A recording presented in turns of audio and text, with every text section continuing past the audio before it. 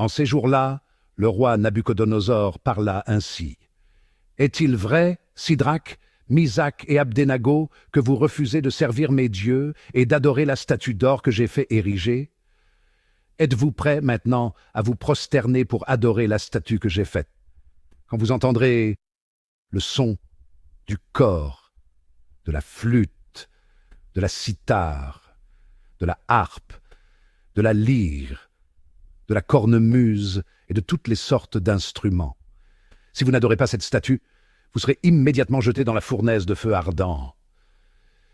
Et quel le Dieu qui vous délivrera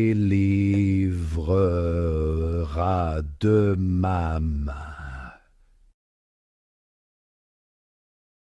Sidrac, Misach et Abdenago dirent au roi Nabuchodonosor, « Ce n'est pas à nous de te répondre. Si notre Dieu que nous servons peut nous délivrer, il nous délivrera de la fournaise de feu ardent et de ta main, ô roi. Et même s'il ne le fait pas, sois-en bien sûr, ô roi, nous ne servirons pas tes dieux, nous n'adorerons pas la statue d'or que tu as érigée. » Alors Nabuchodonosor fut rempli de fureur contre Sidrac, Misach et Abdenago, et son visage s'altéra. Il ordonna de chauffer la fournaise 7 fois plus qu'à l'ordinaire. Puis il ordonna aux plus vigoureux de ses soldats de ligoter Sidrac, Misach et Abdenago et de les jeter dans la fournaise de feu ardent. Le roi Nabuchodonosor les entendit chanter. Stupéfait, il se leva précipitamment et dit à ses conseillers « Nous avons bien jeté 3 hommes ligotés au milieu du feu. » Assurément, ô roi. Eh bien moi, je vois 4 hommes qui se promènent librement au milieu du feu. Ils sont parfaitement indemnes. Et le 4e ressemble à un être divin.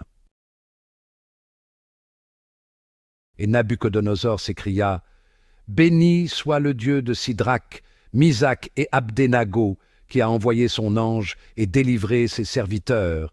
Ils ont mis leur confiance en lui, et ils ont désobéi à l'ordre du roi. Ils ont livré leur corps plutôt que de servir et d'adorer un autre Dieu que leur Dieu. »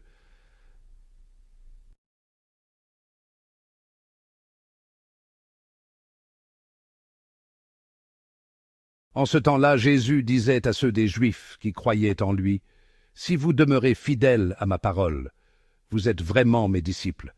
Alors vous connaîtrez la vérité, et la vérité vous rendra libre. »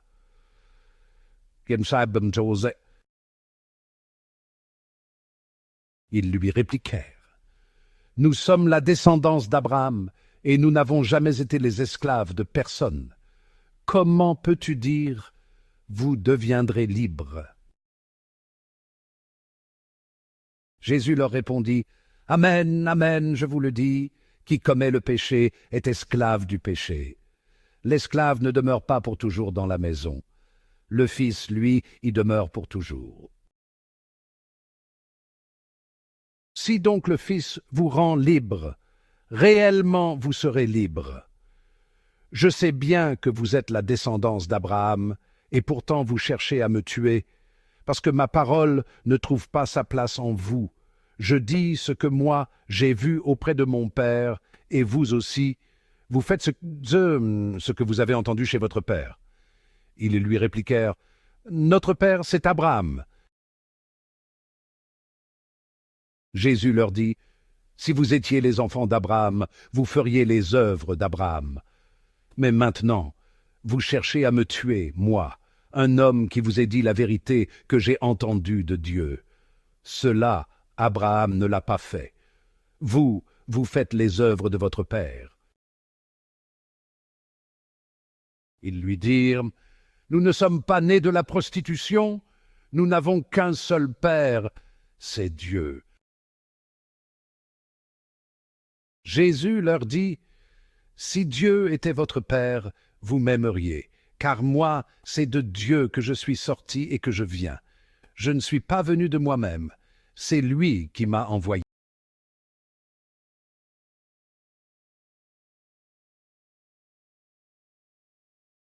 La vie, un jeu trompeur pour certains, un voyage paisible pour d'autres. Quel chemin empruntez-vous? La malhonnêteté projette une ombre allongée, elle engendre l'anxiété, un compagnon constant pour ceux qui embrassent le mensonge. La vérité, en revanche, ouvre la voie Transbakini à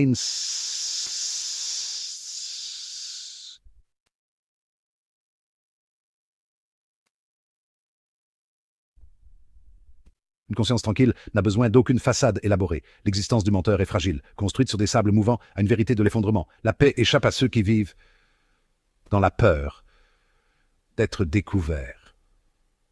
Leurs esprits, un champ de bataille de doute et de suspicion. Imaginez un esprit consumé par ses propres mensonges, hanté par la peur d'être démasqué. Chaque interaction, une menace potentielle. Chaque mot, soigneusement choisi, un bouclier contre l'assaut de la vérité. Le menteur vit dans un état d'alerte perpétuelle. Le sommeil n'offre aucune échappatoire, seulement des rêves tourmentés de la façade qui s'effondre. Ils deviennent prisonniers de leurs propres machinations, pris au piège dans un labyrinthe de tromperies sans issue. Le poids de leurs mensonges, un lourd fardeau, écrasant leur esprit, volant leur paix. Un mot déplacé, un détail oublié. Ce sont les cauchemars des trompeurs. Ils scrutent les réactions des autres à la recherche du moindre soupçon. La confiance devient un concept étranger, remplacé par la paranoïa et le doute. Ils voient l'accusation dans chaque regard, entendent le jugement dans chaque parole. La mascarade devient épuisante. L'effort pour maintenir l'illusion, un lourd tribut. Les interactions sociales, autrefois source de joie, deviennent des champs de mine d'exposition potentiels. Ils sont laissés isolés, seuls dans leur tromperie. Maintenant, imaginez une vie vécue dans la vérité, une existence libre des chaînes de la falsification, l'honnêteté, une brise rafraîchissante dans un monde asphyxié par la tromperie. L'individu honnête marche la tête haute, sa conscience claire, son esprit tranquille. Ses paroles résonnent de sincérité, ses actions de vérité. Il expérimente la liberté qui découle d'une vie authentique. Aucun besoin de mensonges élaborés. Aucune peur d'être démasqué. La peine et l'angoisse accablent celui qui cherche à cacher ses projets, nous rappelle Job, chapitre 15, verset 24. Le poids de la tromperie est un lourd fardeau à porter. À l'inverse, la vérité offre la libération. Jérémie, chapitre 9, verset 5, fait écho à ce sentiment. Ils se moquent de la justice et vivent dans le mensonge. Choisir l'honnêteté n'est peut-être pas toujours facile. Pourtant, c'est dans la lutte pour la vérité que nous découvrons notre force et notre résilience. En fin de compte, c'est le chemin vers une existence plus épanouissante et plus paisible. Efforçons-nous de vivre authentiquement, en adoptant la vérité comme principe directeur.